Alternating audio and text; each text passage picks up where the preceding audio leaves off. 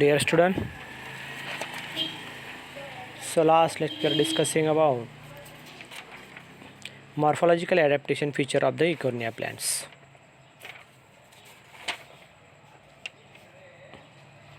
The next point from the physiological adaptative features.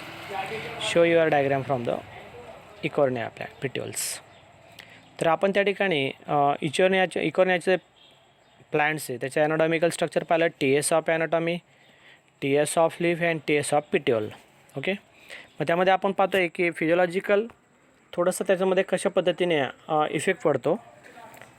So absorption of the water and dissolve nutrients throughout the body remaining the contact with the water. आता physiological adaptations from the features of the hydrophytes plants. तर आपण Eichhornia plant जर पाहिलं तर ते हायड्रोफाइट plants असणार आहे. So are growing from the water body or aquatic body. Okay, or muddy places. Suppose त्या ठिकाणी वॉटर लॉक कंडिशन असणार आहे किंवा मँग्रोव्ह व्हेजिटेशन असणार आहे, हाय रेनफॉल रिजन असणार आहे किंवा पाण्याच्या तळाशी त्या ठिकाणी डेव्हलप होणार हे इकोर्निया प्लांट असणार आहे. So directly or number of the characters are a change to adapt the situations through the environmental conditions. तर एन्व्हायरमेंटल परिस्थितीनुसार त्यांच्यामध्ये ते स्वतः बदल घडवून आणतात, त्याला आपण म्हणणार आहे ॲडॅप्टेशन्स. आता ॲडॅप्टेशन करताना फक्त त्याच्यामध्ये स्ट्रक्चर, फंक्शन, मॉर्फोलॉजी नाही तर ॲनाटॉमी नाही तर फिजिओलॉजिकलसुद्धा त्याच्यामध्ये फीचर्समध्ये चेंजेस होतात. मग फिजिओलॉजिकल चेंजेस म्हणजे काय? So number of process are involvement from the respiration, secretion, circulation, transpiration, excretion etcetera. तर हे सगळे पार्ट्स त्या फिजिओलॉजिकल पार्ट्समध्ये येत असतात. यामध्ये आपण जर पाहिलं तर मुख्यतः करून so dissolve from the nutrients. So nutrient is the most important factors of all living things. जर त्या ठिकाणी जिवंत राहायचं असेल, आपलं अस्तित्व जर टिकवायचं असेल तर न्यूट्रिएंट्स पार्ट्स हा तेवढा इम्पॉर्टंट असणार आहे लिव्हिंग ऑर्गॅनिझमसाठी. मात्र ज्यावेळेस ते हायड्रोफाइट्स म्हणजे पाण्यामध्ये जिवंत असतात किंवा ज्यावेळेस ते लाईव्ह करतात, सर्वाईव्ह करतात, तर अशा वेळेस मात्र त्यांच्यामध्ये ते चेंजेस करून आणतात. So remaining in contact with the water. तर सगळ्यात मेन फॅक्टर असणार आहे की न्यूट्रिएंट त्याच्यामध्ये निग्लिजिबल अमाऊंट असणार आहेत. मात्र त्याचा कॉन्टॅक्ट त्यांनी असा डिझॉल्व करून घेतात की ते ॲटोमॅटिक थोडंसं याच्यामध्ये सुद्धा ते सहज त्या ठिकाणी जिवंत राहू शकतात. Water potential is a very high and concentration of their cell sap very much close surrounding the water. आता ज्यावेळेस ते पाण्यामध्ये असणार आहे आणि पाणी ही त्यांच्या पोटेन्शियल एनर्जी असणार आहे. Potential energy means the primitive energy. Okay, तर आपण त्याच्यामध्ये पाहतोय की सगळ्यात महत्त्वाचं फॅक्टर जर असेल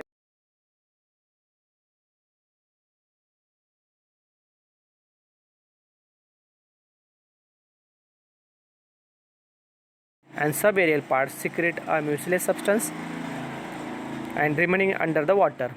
तर त्या ठिकाणी आपण पाहतोय की सब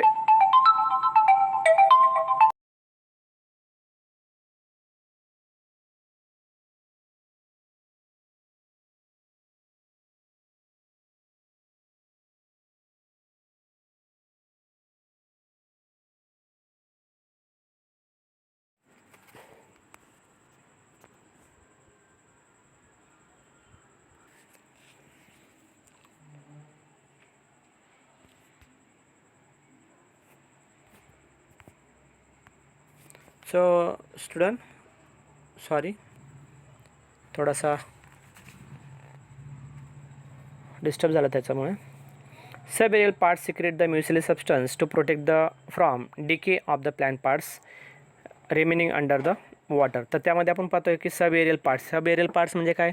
तर त्यामध्ये जे एरियल पार्ट असणार आहे, for example number of stolon किंवा root caps are present in air from the Eichhornia plants. So subaerial parts from the floating on the water surface, so they are protective from mucilage sheath under the water conditions and to protect from the decay in a plant parts. त्यामध्ये जे decay जे plant part असणार त्यामुळे त्या ठिकाणी number of nutritions contains two provided. बरंचसं त्या ठिकाणी न्यूट्रिशन्स कंटेंट जर असेल तर ते मात्र या ठिकाणी प्रोव्हाइड करतात त्या प्लांट्स पार्टला. Then next is a transpiration rate is a high and compared to the small in a hydrophytes. Large amount absorb from the carbon dioxide water to accumulate the nutrient from the water bodies. पाण्यामधील असणारं जे काय त्या ठिकाणी nutrition content असेल ते nutritions contents मात्र या ठिकाणी ते प्लांट्स हे ॲब्सॉर्ब करतात. Carbon dioxide light is a compensations point are low in compared the mesophytes. The next adaptation in xerophytes. Adaptation in xerophytes. Example from the xeric habitat. From example, low water contents are present in a soil, so easily are survive. From example, acacia plants, number of plants are present.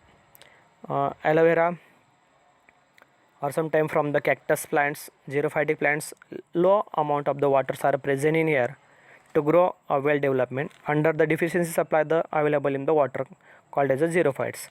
त्या ठिकाणी कमतरता जर असेल, deficiency जर असणार आहे, तर आपण त्याला म्हणणार आहोत xerophytes plants. Okay. Plant face acute storage of the water and therefore develop a morphological and physiological adaptations.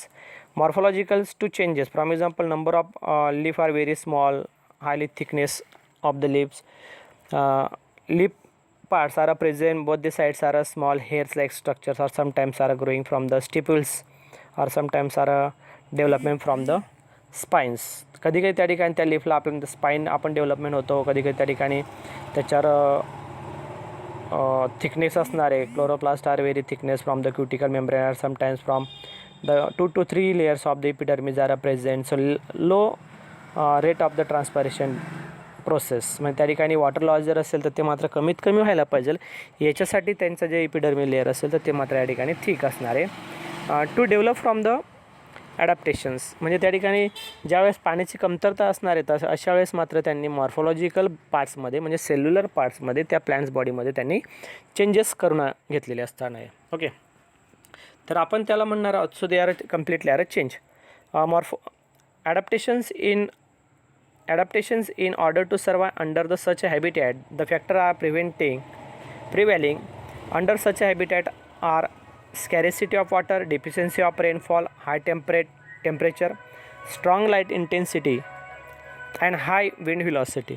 तर आपण पाहतोय की डेझर्ट एरिया असणारे किंवा वाळवंटी प्रदेशमध्ये असणारे काही जे प्लांट स्पीसीज असणारे, तर त्यांना कुठल्या कुठल्या गोष्टीशी त्या ठिकाणी त्यांना सर्वाईव्ह करावं लागणार आहेत. खूप इम्पॉर्टंट फॅक्टर्स असणार आहे याच्यामध्ये. एक तर असेल ते म्हणजे काय की स्कॅरेसिटी ऑफ द वॉटर, एक तर त्या ठिकाणी पाण्याची कमतरता. दुसरी म्हणजे डिफिशियन्सी ऑफ रेनफॉल, एक तर त्या ठिकाणी पाऊस जर पडत असेल तर तो मात्र खूप कमी प्रमाणामध्ये पडतो. दुसरं त्या रिजनमध्ये खूप टेम्परेचर असणार आहे. त्यानंतर स्ट्रॉंग लाईट इंटेन्सिटी, एक तर त्या ठिकाणी लाईट जर असणार आहे, सनलाईट जर असेल तर तो मात्र खूप हेवी लाईट असणार आहे. आणि हाय विंड व्हिलॉसिटी, समजा त्या ठिकाणी विंडचे जे त्या ठिकाणी जे फ्लो असणार आहे तो मात्र खूप हायली असणार आहे.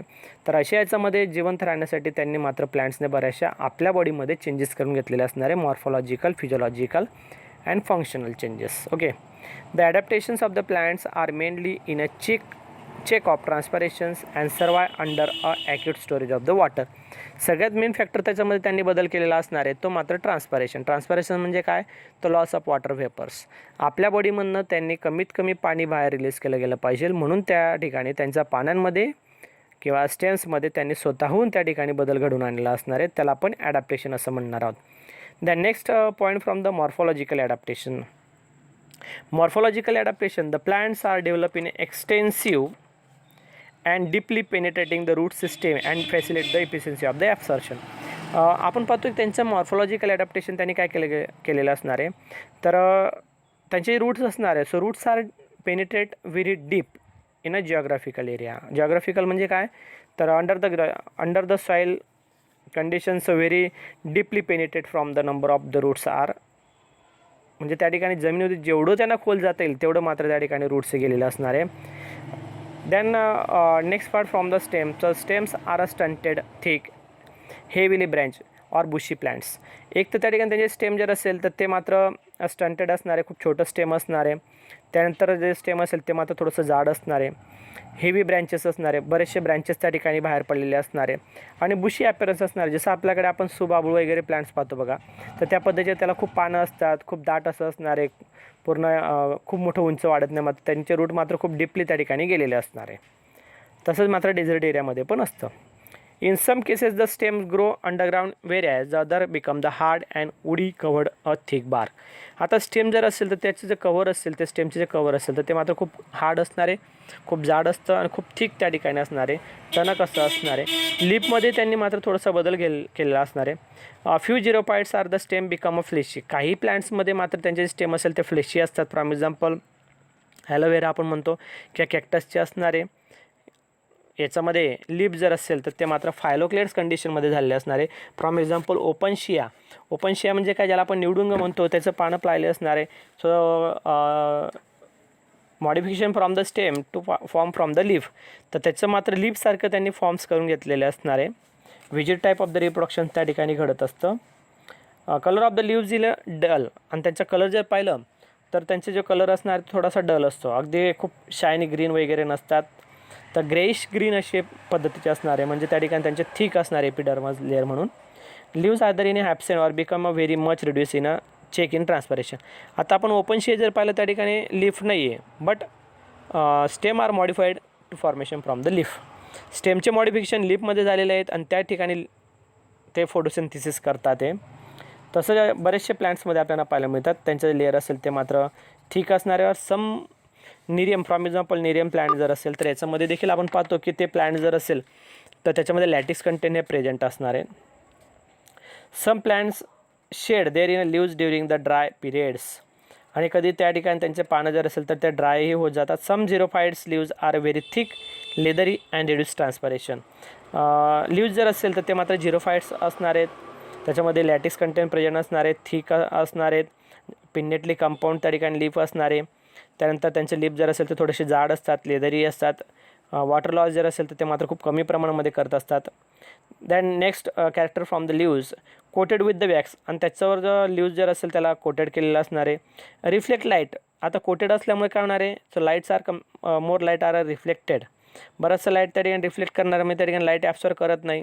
लाईट ॲब्सॉर्ब होत नाही म्हणजे त्या ठिकाणी ट्रान्सपरेशन होणार नाही आहे, म्हणजे कमी प्रमाणामध्ये लाईट जाणार आहे, त्यांना पूर्ण तापमान पूर्ण होत नाही, टेम्परेचर त्या ठिकाणी मात्र रिफ्लेक्ट करतात किंवा मेंटेन ठेवण्याचं काम त्या ठिकाणी लॅटिक्समुळे हे होत असतं. The leaves of the some xerophytes particular grasses roll tightly.